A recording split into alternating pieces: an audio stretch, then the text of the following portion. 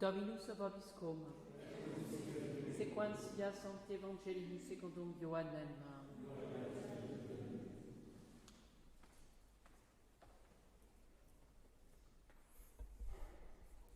En ce temps-là, Jésus dit à la foule des Juifs, « Je m'en vais, et vous me chercherez, mais vous mourrez dans votre péché. Là où je vais, vous ne pourrez pas venir. » Les Juifs dirent alors, « Va-t-il donc se tuer, puisqu'il dit, là où je vais, vous ne pouvez pas venir ?» Jésus leur dit, « Vous, vous êtes d'en bas, moi je suis d'en haut. Vous, vous êtes de ce monde, moi je ne suis pas de ce monde. Aussi je vous ai dit que vous mourrez dans vos péchés. Oui, si vous ne croyez pas que moi je suis, vous mourrez dans vos péchés. » Ils lui demandèrent, « Qui es-tu » Jésus leur répondit, « Depuis le commencement, je suis ce que je vous dis. J'ai beaucoup à dire sur vous et beaucoup à juger. Mais celui qui m'a envoyé est véridique, et ce que j'ai appris de lui, je le dis au monde. » Ils ne comprirent pas qu'il leur parlait du Père. Alors Jésus leur dit, « Lorsque vous aurez élevé le Fils de l'homme, alors vous connaîtrez que je suis et que je ne fais rien de moi-même, mais je dis ce que le Père m'a enseigné. Celui qui m'a envoyé est avec moi, il ne m'a pas laissé seul, car ce qui lui plaît, je le fais toujours. »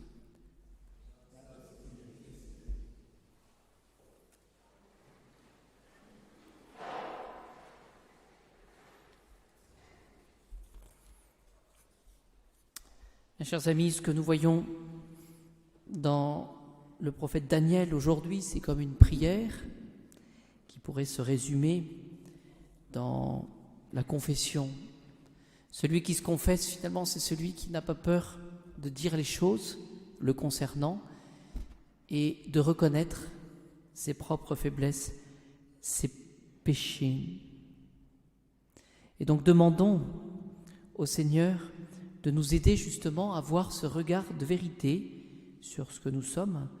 Et c'est ce que nous retrouvons chez Daniel. « Maintenant, ô notre Dieu, écoute la prière de ton serviteur qui t'implore, et pour l'amour de toi, fais briller ton visage sur le sanctuaire que tu as ruiné. » Donc la condition, finalement, pour que le bon Dieu puisse intervenir dans notre âme, eh bien, c'est cette capacité que nous aurons, finalement, de dilater notre âme et d'une certaine manière d'ouvrir, pour reprendre l'expression de saint Augustin, les replis de notre âme et de manifester finalement notre indigence pour que le Seigneur puisse venir porter sa grâce et sa miséricorde, qu'il puisse pardonner.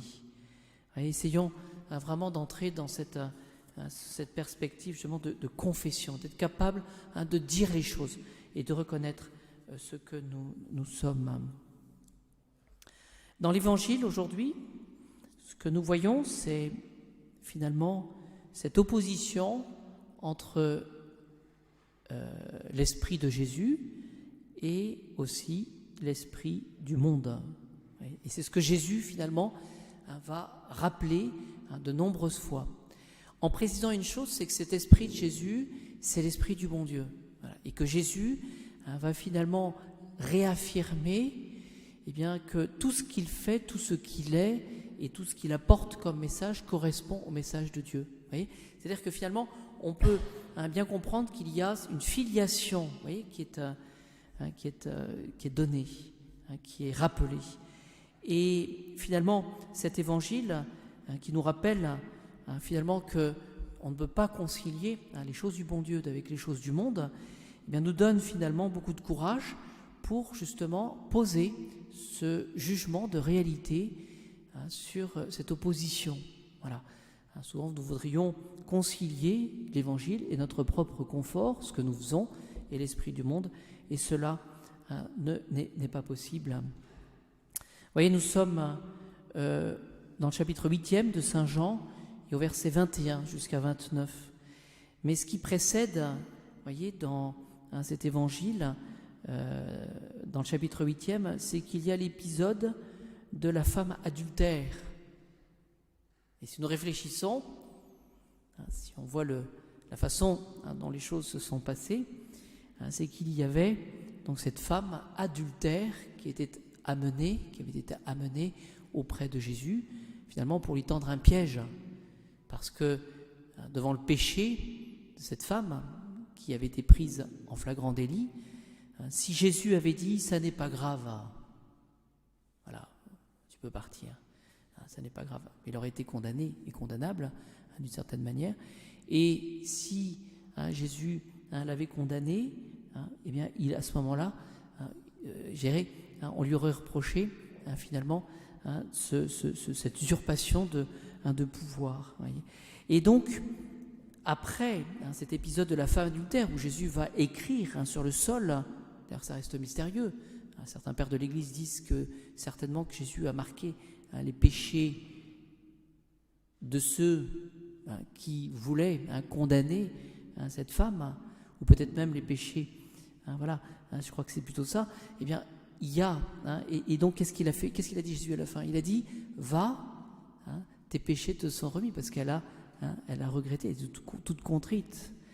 Eh bien, de suite après ce passage de la femme adultère, il y a cette réaffirmation de Jésus qu'il est la lumière du monde. C'est lui qui va éclairer, c'est lui qui va finalement, mettre à nu ce qui est bien et ce qui n'est pas bien, et le péché.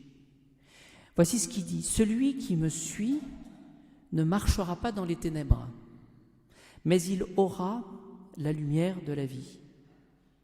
Et ensuite, ça c'est le verset 12. Au verset 15, Jésus va dire, voyez, moi j'apporte la lumière, je vais pouvoir découvrir les choses. Vous jugez selon la chair, c'est-à-dire avec votre logique humaine.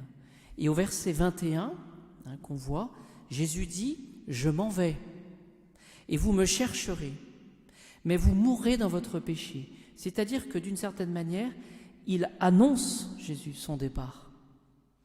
Et si Jésus est présent, nous l'avons vu, c'est qu'il finalement il donne la lumière, il donne ce qui est bien, ce qui n'est pas bien. Eh bien, si jamais Jésus s'en va, il dit, vous mourrez dans votre péché, parce que finalement, ceux qui ne le suivront pas, eh bien, ceux qui repoussent la lumière et la grâce, eh bien, resteront dans les ténèbres et donc aussi dans la condamnation. Voilà. Ce qu'il faut comprendre dans cet évangile, c'est l'opposition qu'il y a entre Jésus et l'esprit du monde, et ce qu'il faut comprendre aussi, c'est que Jésus apporte la lumière, donc cette confession qu'on est capable de faire, qu'on voit dans le livre de Daniel, il apporte aussi sa grâce, mais que si nous ne suivons pas Jésus, eh bien nous resterons dans notre péché, parce que nous resterons dans les ténèbres. Voilà. Là où je vais, vous ne pourrez pas venir. Alors, demandons, et c'est ma conclusion, une foi vivante.